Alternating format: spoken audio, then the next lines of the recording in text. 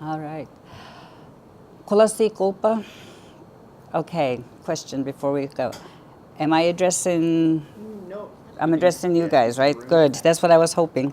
Okay. Kulasi Kulpa, Wulastuguk. Nilan Yuden Gitak Migomen, Mesden de Beltem nen. Meden Gizimil Bonawin. So we Goodman and Mujoke at Wagon, which is a Wulan Kayud make Mawil Gitak Migomen. I'm welcoming you to unceded, unsurrendered traditional Wulastuk territory here in the area here.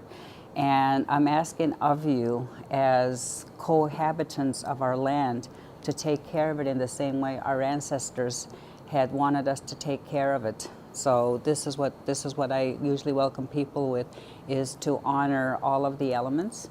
And so let's take care of the land we live on together, and the water, and the air, and of course the passion within us. So Ndliwiz Ablossom that's the name my grandmother gave me. That's my traditional name. Imelda is an English version because we weren't allowed to use our own names. Of course, as you know, when Christianity came to our communities, our names were totally taken off the registrar, and we were all given Catholic names. And so there was actually a process where I remember when one of my brothers was born, that the nuns came over to my grandmother's house, and she was going through, okay, in your family you already have a Joseph, you already have a Mary, you already have, so they would pick names, and so even that was taken away and stuff. So I didn't get a Blossom Whiz back until I did ceremony as an adult, and I realized, oh my goodness, why did I let that go? So I use it now. So a Blossom Whiz means moon of the whirling wind. Why that's important as an identity is because we believe in 13 moon teachings. The calendars that come out have only 12 months, but in all indigenous cultures have 13 moons. So I'm named after one of those 13 moons. So it's almost as if my grandmother gave me a name that would wake me up and tell me, this is what you're supposed to do, this is your responsibility, make sure you teach about your culture. And so that's what a Blossom Whiz means. Jajakwug, Denaliwizwug, Mungwanaluk, Naka Okmikamiwin. I also have two spirit names that are important. Now, this is all part of identity. So if I can just go to the first slide, please. Thank you, Krista. Yeah. So identity is important because that's one of the things, think about it, when Champlain came to our territory way back in the 1600s, he didn't ask my relatives or my ancestors what the name of our river was. And to this day, we're still using St. John, even though we, my ancestors, had already named it Wullastuk, meaning beautiful and bountiful river. So you may see a Wullastuk Park, but you don't really, so that identity is missing. So when we ask our children in our communities, how many of you are Maliseet? They'll all raise their hand. How many of you are Wullastukyo? And nobody raises their hand because they don't even know their own identity. So this is what happens. So it's really important to start this session with understanding what identity is. So Skijin is a word that means an earth walker. So I'm Skijin, I'm Aboriginal. I'm an earth walker. Yes, we're all earth walkers, but I have to walk in a sacred way where I know that I'm on Mother Earth, not the dirt. You know what I mean, Mother Earth. So there's something that we teach our children when they come into the world, that there's a responsibility. That's why we don't put babies on the ground right away. We have a ceremony before they even step on the ground. So that way we prepare them for that first time, so the community is invited. Here comes another earth walker. And so we do these ceremonies. We call it a coming out ceremony. And so, and Ulno, of course, is a Mi'kmaq word. Wabanokeo is people of the Dawnland. So this is our traditional political affiliation. So I don't just belong to my Wulastugui people, I also belong to Wabanokeo, which is the people of the Dawnland, which includes Mi'kmaq, Penobscot, Passamaquoddy, and Wullastukeo. And so we belong to all of them. So those are the names of the people within that affiliation. Negutkokeo, I was, so I'm also That's where I was raised in Tobic, Nagotkokeo, descendant of the place where the two rivers meet. And Wolastuk, of course, as I mentioned before, so I'm Wolastukeo, meaning I'm a descendant of the people of the river. And that's much more than when we just say our names and what we've learned from books. So it's important for us to know who we are. Next slide, please. Thank you, Krista. Yeah.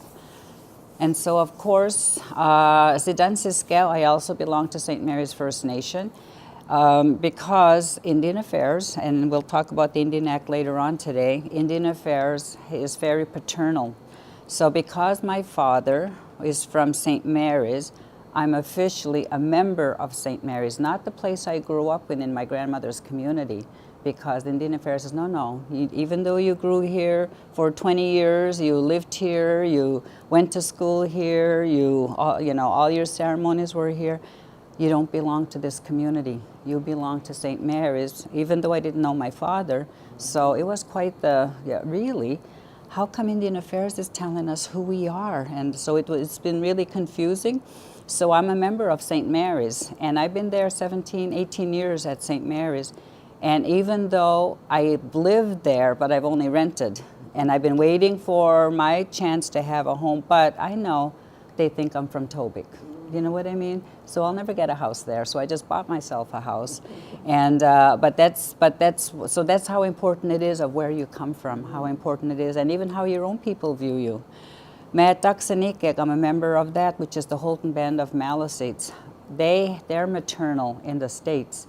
So your bloodline goes maternal in the States. So because my mother was part of this organization called Aroostook Band of Maliseet Indians, or I think that's what they called themselves, Aroostook Band of Maliseet Indians. At that time, the Mi'kmaq, the Maliseet, the Passamaquoddies, and the Penobscots were trying to organize themselves in the traditional way the Wabanaki Confederacy was. And so they were fighting for their space in the state of Maine. But Maine was saying, no, the Maliseets belong over in Canada. But they stood their ground.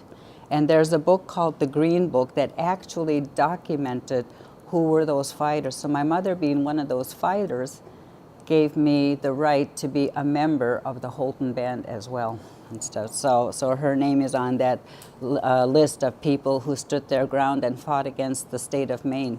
So I'm a member of that as well. That's why I still work over there, because I owe them the language and the culture.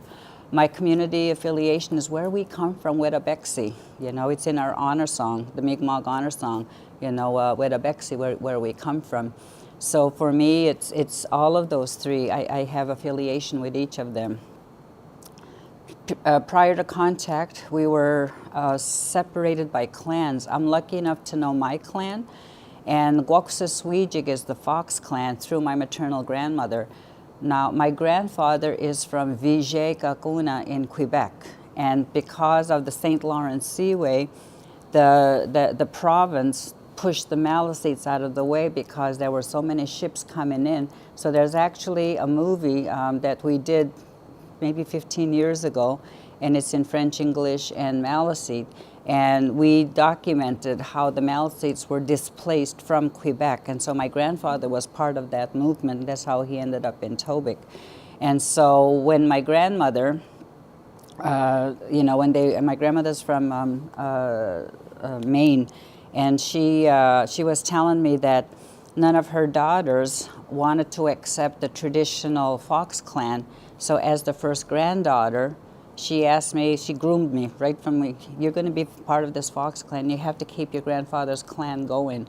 And so that's why I'm still lucky enough to know that clan that I respect through my maternal grandmother. Mudwaswijik is the Porcupine clan through my Pearly, from Mary and David. He's from the Porcupine clan and stuff, So it's important to know those clans because each of those animals have something to teach us. The next slide, please. And of course, Bulnul, the Bernard. And so my affiliation with the name is Bulnul-Wijik, or the Bernard clan, which is my grandfather's clan from Quebec. Bala-Wijik is the Pearly clan. And clan names are important as part of our identity. And this is what's kind of the gap in today's young people that are looking for their identity. They don't know their clans. They don't know their affiliation.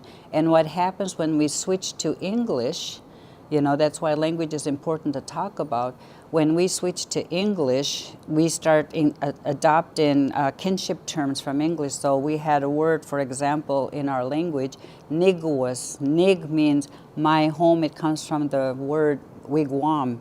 And wigwam means just an abode, but nig means my home.